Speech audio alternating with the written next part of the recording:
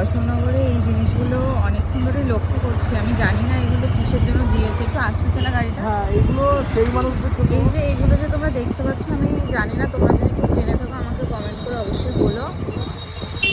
একটু আসতে চালা।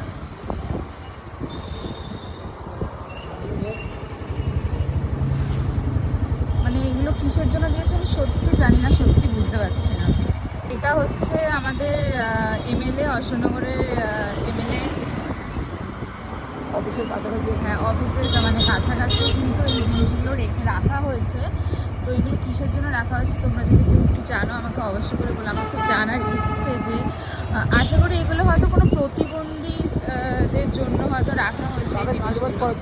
প্রতিবন্ধীদের কোনো কাজবাজ করার জন্য। সত্যি এই সরকার মানে এসে অনেক অনেক কিছু উন্নতি হচ্ছে, অনেক কিছু। মানে জাস্ট দেখো, হয়তো এগুলো কোনো ডেলিভারি কোনো কাজ করার জন্য হয়তো প্রতিবন্ধীদের জন্য রেখেছে। সত্যি আমি খুবই হ্যাপি মানে এই জিনিসগুলো করে। আমি না আশা করি এই ভিডিওটা দেখে সবাই হয়তো তোমরা হ্যাপি হবে।